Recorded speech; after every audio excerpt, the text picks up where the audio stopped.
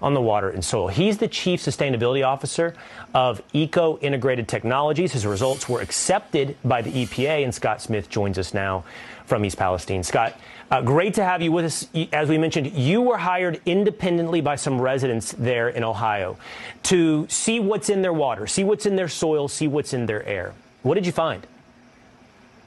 Well, first of all, thanks for having me, Will. It's great to be here. And we found dioxins, but before that, I want to tell you something. 17 years ago, my business and 100 employees' jobs were wiped out in oil and chemical contaminated waters. That's when I realized that water testing and remediation were seriously flawed. And ever since this experience, I go into communities affected by water contamination, and I help people get the truth so they don't have to go through what I went through. And here's the main lesson.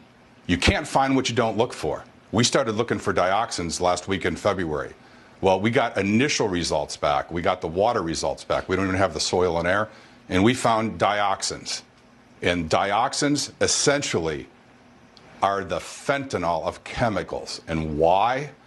Because they're measured in parts per quadrillion. As much, I've never heard of parts per quadrillion, and I've been doing this for a long time. Just to put it in perspective, lead, metals, other chemicals are measured in parts per billion or parts per million. 1 part per quadrillion is equivalent, if you have 20 trillion pennies, to 1 penny. That's how sensitive it is. And what is the health risk of dioxins? Well, it's related to Agent Orange, and if you can look it up, I'm not a toxicologist. I've got a lot of experts. We have a great team. Cancer, it's very dangerous to pregnant women, and a whole host of other issues. And I can tell you what separates this from other experiences I've been to, people are getting sicker by the day. Children are spitting up, coughing up blood. I saw pictures today when I was with residents.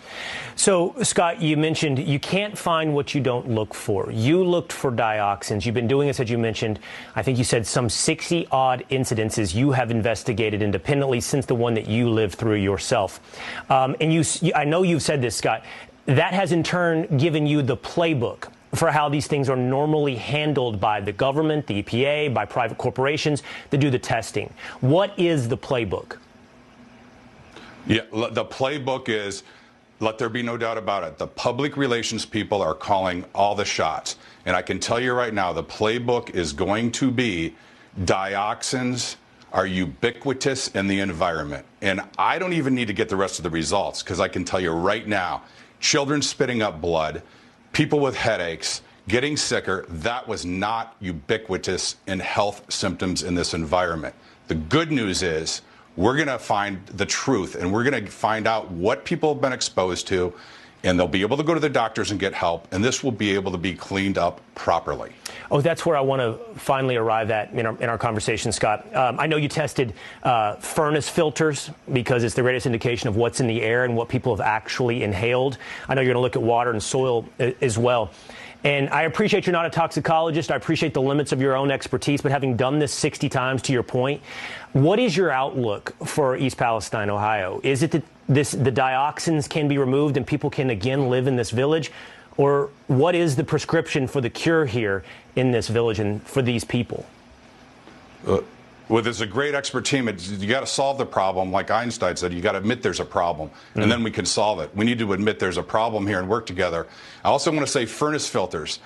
You want to know what people were breathing in their lungs? The furnace filter is the closest thing to opening up someone's lung.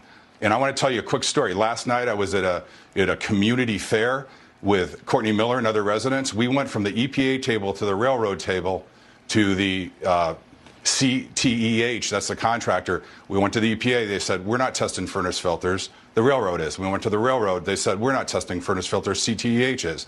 So we did that round robin, and we found out there may be other people testing furnace filters, but we're going to get all these furnace filter results, in over the next 15 to 30 days. Well, I appreciate the note of optimism, by the way, Scott. In order to correct a problem, you have to accurately diagnose it.